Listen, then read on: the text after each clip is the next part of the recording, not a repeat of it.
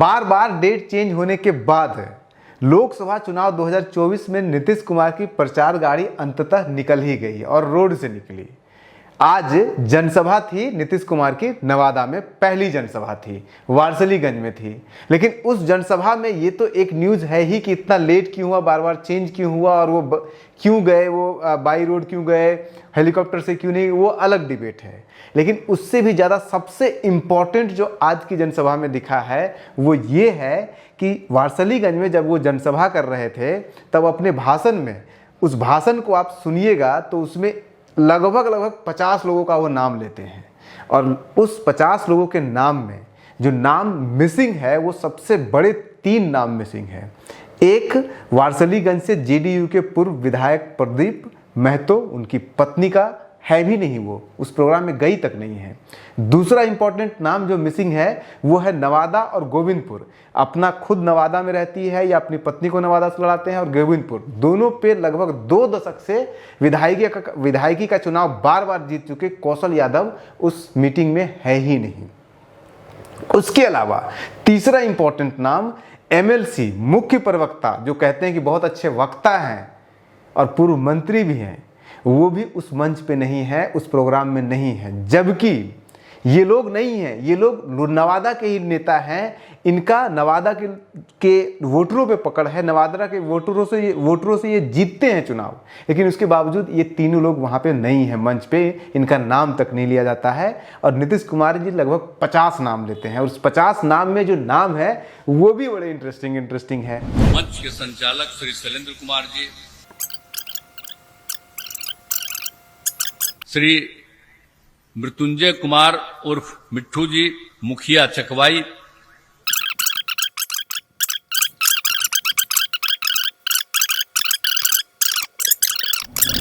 जो current MLC हैं उनका नाम नहीं लिया जाता है नवादा क्षेत्र से, नीरज कुमार, लेकिन जो पूर्व एमएलसी हैं सलमान रागी, उनका नाम लिया जाता है, और वो मौजूद भी होते हैं और भाषण भी देते हैं। जो पूर्व विधायक बीजेपी से हैं अनिल सिंह, वो वहाँ पे हैं, भाषण देते हैं, लेकिन पिछले 2 दशक से खुद और अपनी पत्नी दोनों कई बार गोविंदपुर 2 अलग अलग विधानसभा क्षेत्र पे राज करने वाले कौशल यादव को वहाँ पे कहीं कोई स्पेस नहीं होता है, या नहीं तो उनकी पत्नी को भी स्पेस कोई नहीं होता है। और भी नाम उठा लीजिए, ये तो चलिए लोकल लोग हो गए। उसके बाद वहाँ से बाहर निकलिए, बाहर निकलने में आप चलिए तो उनके साथ, नीतीश कुमार के साथ, कहाँ, उत्तर के दरभंगा के एक झा जी, आपके संजय झा जी वहाँ पे जाते हैं, वहाँ पे वो भाषण भी देते हैं, उनका नाम भी मुख्यमंत्री जी लेते हैं, नवादा में वो भाषण में मौजूद हैं। झा का नवादा में वोटर बहुत कम है, 9 के बराबर है। तीसरे इंपॉर्टेंट व्यक्ति जो सराय रंजन से, बेगूसराय से भी ऊपर है, उत्तर बिहार के हैं, विजय चौधरी जी, मंत्री हैं, पूर्व मंत्री हैं। हालांकि संजय झा जी ने गलत बोला, वो आईपीआईडी मिनिस्टर अब नहीं है, लेकिन ये सब छोटी मोटी गलतियां हो जाती है। वो भी वहाँ पे आए हुए हैं। मान सकते हैं कि वो चूंकि भूमिहार के बड़े लीडरों में से एक हैं, विजय चौधरी बड़े नाम में से एक हैं, तो भूमिहार वोट को रिझाने के लिए उनको लाया गया हो, ये एक पॉसिबिलिटी हो सकती है। लेकिन संजय झा जी को किस लिए लाया गया, कोई समझ से परे है, क्योंकि वो तो ब्राह्मण है और वो भी मिथिला के ब्राह्मण है, और उनका कहीं कोई ब्राह्मण का स्पेस ज़्यादा है नहीं नवादा की पॉलिटिक्स में। अब और आगे बढ़िए, चंदेश्वर चंद्रवंशी जी, चंद्रवंशी जी कुशवाहा हैं। नवादा में कुशवाहा का 9 के बराबर वोट है, खास करके जहां वारसलीगंज गए वहां पे। कुर्मी का वोटर है, लेकिन कुर्मी के लीडर प्रदीप महतो जेडीयू के, वो नहीं है वहां पे। और कुशवाहा जी, जो चंदेश्वर चंद्रवंशी जी हैं, जहानाबाद के कैंडिडेट हैं, वो वहाँ पे पहुँचते हैं। उसके पीछे एक्सप्लेनेशन ये हो सकता है कि चूंकि चंदेश्वर चंद्रवंशी जी का जहानाबाद के भूमिहार विरोध कर रहे हैं, कह रहे हैं वोट नहीं देंगे, तो हो सकता है उनको इसलिए ले जाया गया हो वहाँ पे क्योंकि नवादा एक भूमिहार बहुल क्षेत्र है, और भूमिहार बहुल क्षेत्र में चंद्रवंशी जी जाते हैं, तो वहाँ पे हो सकता है उसके सहारे जहानाबाद के भूमिहारों में उनकी एक्सेप्टेबिलिटी बढ़े थोड़ी। तो ये एक लॉजिक हो सकता है। अब आप आइए कि जो लोग नहीं, अब उसके अलावा और भी आप देखिए, आपके लोजपा के प्रदेश वहाँ पे जिला अध्यक्ष मौजूद थे, वहाँ पे मुखिया तक का नीतीश कुमार जी नाम लेते हैं, प्रदेश अध्यक्ष का नाम लेते हैं, ब्लॉक प्रमुख तक का नाम लेते हैं, प्रखंड प्रमुख तक का नाम लेते हैं। लेकिन एमएलसी नीरज कुमार जिनका 3 जिलों में उनका फैलाव है, नवादा भी जिला में भी उनका क्षेत्र में पाया जाता है, आपका कौशल यादव और प्रदीप महतो का कहीं नहीं है। लेकिन ये क्यों नहीं है, इसके पीछे सवाल अब उठता है। सबसे पहला कौशल यादव का ले लीजिए। कौशल यादव और पत्नी दोनों कई बार विधायक रह चुके हैं, नवादा के ही 2 विधानसभा क्षेत्र से, नवादा से और गोविंदपुर से, फिर भी वो नहीं रहते हैं। उसके पीछे 1-2 लॉजिक ये हो सकता है कि कौशल यादव जो है वो कास्ट से यादव हैं और यादव कम्युनिटी का वारसलीगंज में मुश्किल से 30,000 वोटर है, लेकिन 30,000 के आसपास ही वोटर तो लगभग मुस्लिम भी हैं। तो सलमान रागिब को रखा गया है, तो उनको क्यों नहीं रखा गया? दूसरा कारण हो सकता है उनके नहीं रहने का कि हो सकता है कौशल यादव अपने मन से वहाँ नहीं गए हो, क्योंकि यादवों के एक ही लीडर वहाँ से चुनाव लड़ रहे हैं, बिंदु यादव जो आपके राजवल्लभ यादव के भाई हैं वो लड़ रहे हैं, तो हो सकता है साइलेंट सपोर्ट कर रहे हो। पॉसिबिलिटी कुछ भी हो सकता है, हमें एग्जैक्ट रीजन नहीं पता, लेकिन ये 2 कारण हैं जो कि दिया जा सकता है कौशल यादव के एब्सेंट होने के पीछे। प्रदीप महतो जो सबसे बड़े लीडर हैं वहाँ के वारसलीगंज के कुर्मी समाज से, वो नहीं थे, उसके पीछे भी रीजन दिया जा सकता है, क्योंकि अशोक महतो जो आरजेडी से कैंडिडेट हैं अभी आपके मुंगेर क्षेत्र से, वहाँ से वो उनके चाचा भतीजा हैं, तो हो सकता है कि अपने चाचा के चुनाव प्रचार में व्यस्त हों। हालांकि नवादा से अशोक महतो नहीं लड़ रहे हैं, तो वो आ सकते थे थोड़ी देर के लिए, लेकिन वो नहीं है। चलिए उसके पीछे वो एक कारण हो सकता है कि अपने चाचा के चुनाव प्रचार में, हालांकि अपोजिट पार्टी के उसमें है, उनकी पत्नी भी नहीं आई है, प्रदीप महतो की पत्नी जो लड़ी थी चुनाव 2020 में वो भी नहीं आई है, तो उसके पीछे एक कारण हो सकता है कि फैमिली एक अलायंस होता है। अब तो बताइए कि नीरज कुमार क्यों एब्सेंट है वहाँ पे? नीरज कुमार का एब्सेंट होने का कोई रीज़न नहीं है, क्योंकि सबसे ज़्यादा वारसलीगंज में वोटर अगर कोई है तो लगभग 1 लाख वोटर वारसलीगंज में भूमिहारों का है, और भूमिहारों के अच्छे खासे लीडर माने जाते हैं नीरज कुमार, वो वहाँ पे नहीं है। और अगर आप देखिएगा कुर्मी का भी आप भरपाई कर सकते हैं कि कुर्मी अगर नहीं तो नीतीश कुमार से बड़ा कुर्मी में कौन सा बड़ा लीडर हो जाएगा, तो कुर्मी में नीतीश कुमार चले गए तो सब कुछ हो जाएगा भरपाई।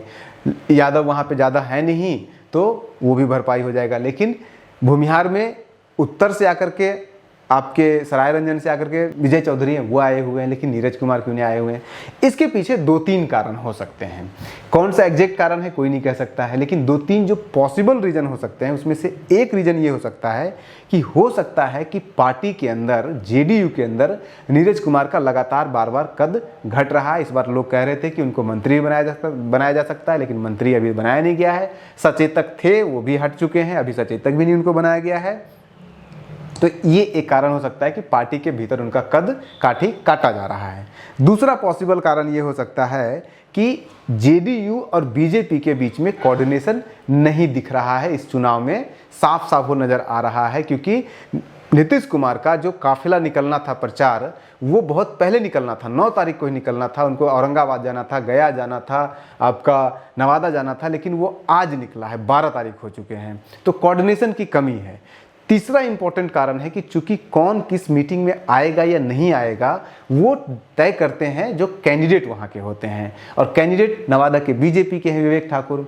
तो ये नहीं है कि हो सकता है कि जेडीयू ने मना किया हो, बहुत मुश्किल है कि ये बताना कि जेडीयू ने मना किया हो कि नीरज कुमार को मत बुलाओ, सिर्फ इनको बुलाओ, इनको बुलाओ, इनको बुलाओ, वो अपने मन से बुला रहे हैं। हम कुछ लोग नीतीश कुमार के साथ, जैसे संजय झा नीतीश कुमार के साथ ही रहते हैं जहाँ जाते हैं, विजय चौधरी, तो इनका वो है कि किसी भी प्रोग्राम में ये दोनों साथ ही जाते हैं, तो उनके लिए उनको बुलाने की ज़रूरत नहीं है। लेकिन नीरज कुमार को अगर नहीं बुलाया गया है तो इसके पीछे कारण ये हो सकता है कि जो कैंडिडेट है विवेक ठाकुर, सीपी ठाकुर के बेटे, वो नहीं चाहते हो कि नीरज कुमार आए। हालांकि नॉमिनेशन में नीरज कुमार गए थे, वहां से भाषण भी उन्होंने दिया है, लेकिन आज अगर नहीं गए हैं तो हो सकता है कि उनके बीच में आपस में नहीं बन रही हो, पार्टी लेवल पे नहीं बन रहे हो, या कैंडिडेट के लेवल पे नहीं बन रही हो, लीडरशिप के लेवल पे नहीं बन रही हो, लेकिन ये तो तय है कि कोऑर्डिनेशन सही नहीं बन रहा है। कम से कम नवादा में आज की मीटिंग में तो यही रिफ्लेक्ट हुआ है कि कहीं कोई कोऑर्डिनेशन दिख नहीं रहा है। तीसरा इंपॉर्टेंट रीजन हो सकता है, आप नवादा के किसी भी चौक चौराहे पे खड़े होइए जहां पे विवेक ठाकुर के या पक्ष के लोग हैं या विपक्ष के लोग हैं, इवन पक्ष के जो लोग हैं वो भी आपको ये बात जरूर कहेंगे कि विवेक ठाकुर बहुत एरोगेंट है, वो किसी से बात नहीं करते हैं, किसी से सलाह नहीं लेते हैं, किसी को फ़ोन नहीं करते हैं, किसी से कुछ पूछते नहीं है, अपने मन से जो मन होता है, जैसे मन होता है वैसे ही कर रहे हैं, पूरा चुनाव अपना मन मर्जी के हिसाब से लड़ रहे हैं वो किसी को वैल्यू देते नहीं हैं।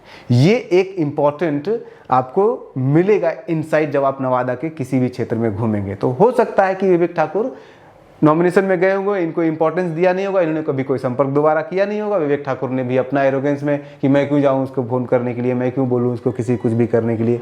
तो ये एक तीसरा चौथा कारण ये हो सकता है, लेकिन इसमें से कौन सा एग्जैक्ट रीजन है वो हमें भी नहीं पता है, किसी को भी नहीं पता है, लेकिन कुछ ना कुछ तो है जिसके कारण ये हो रहा है। और इसका खामियाजा हो सकता है विवेक ठाकुर को, क्योंकि विवेक ठाकुर अगर इस तरह की गलतियां करेंगे तो हो सकता है कि जो पिछले आपका 2004 के बाद लगातार जब से ये नवादा लोकसभा क्षेत्र रिजर्व हुआ है, नॉन रिजर्व हुआ है, तब से भूमिहारी बन रहे, हो सकता है कि इस बार कोई और अपोजिट कैंडिडेट बन जाए, लेकिन वो उसकी भी संभावना कम लग रही है, क्योंकि वहाँ पे महागठबंधन में भी फूट है, वहाँ पे कैंडिडेट मिला हुआ है कुशवाहा को, सबसे बड़े लीडर है वहाँ पे राजवल्लभ यादव, वो इंडिपेंडेंट लड़ रहे हैं, तो ये सब चीज़ें और भी है।